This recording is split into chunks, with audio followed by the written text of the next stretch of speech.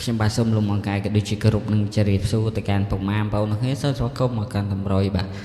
យួនប្រចាំថ្ងៃទី27ពុកម៉ាបងប្អូនទាំងគ្នាបាទហើយខានចេញវីដេអូបាទអត់ចេញវីដេអូរាល់ថ្ងៃទេបាទប៉ុន្តែចេញទៅអត់មានពុកម៉ាបងមើលបាទអត់ដឹងមិនពុកម៉ាបងប្អូនទាំងគ្នាចេញទៅបាត់ពុកម៉ាបងប្អូនមើលអស់លេងបាទចាប់បាទចេញទៅបាត់ពុកម៉ាបងប្អូនមើលលេងមានអារម្មណ៍ធ្វើវីដេអូឲ្យពុកម៉ាបងប្អូនកំសាន្តឡើយបាទតែចូលមើលបានច្រើនបាទអត់មានសុំអង្វរបាទចូលមើលបានច្រើនដល់អ្នកគ្នាពុកម៉ាបងប្អូនទាំងគ្នាតោះនេះគឺជាតម្រុយកាពីម្សិលមិញបាទមានឲ្យអូស្រូអូកៅបាទម៉ោង4គឺគេថាអត់ចូលទេពុកម៉ាបងប្អូនទាំងគ្នាអូស្រូដែរបាទ07 08មកបោះគេអត់លេង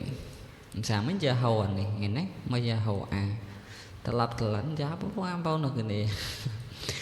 តោះមើលម៉ោង6វិញសម្រាប់ម៉ោង6កន្លះពុកម៉ាបងប្អូនគាត់លេងម៉ោង6កន្លះបាទតោះជាស្រ័យបាទតោះសម្រាប់ពុកម៉ាបងប្អូនយកម៉ោង6កន្លះទៅលេងគឺយើងបានចូលចំពុកម៉ាបងប្អូនគេចូលស្អាតមែនតើបាទតោះយើងចូល07បាទចូលអូសរ៉ូ2ប៉ុសអាប៉ុសសេហើយចូល07ចំប៉ុសសេមួយក្របបាទហើយឲ្យ07 08មក04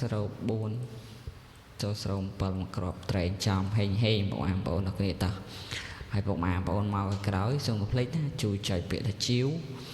Subscribe បើកនៅសញ្ញារូបកនដឹងដើម្បីទទួលបាននៅតម្រុយហេងឈុតប្រចាំថ្ងៃពីខាង Channel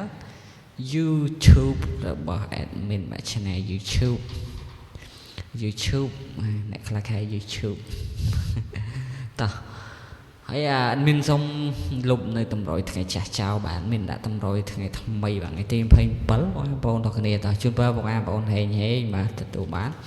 លាបានជ័យបាទចំដល់អស់គ្នាណាបងប្អូនទាំងគ្នាតោះអត់មានលុបតម្រុយចាស់ចោលបងប្អូនទាំងគ្នាបាទតែអត់មានដាក់តម្រុយថ្ងៃថ្មីបងប្អូនចូលទៅលេងកំសាន្តសំណាង free បាទតោះអូខ្ទង់នេះបាទអត់មានឲ្យអូខ្ទង់0នឹងអូកៅបាទបងប្អូនទាំងគ្នាអូពីខ្ទង់អូ0កៅសម្រាប់ក្របត្រេង0យើងមាន07 09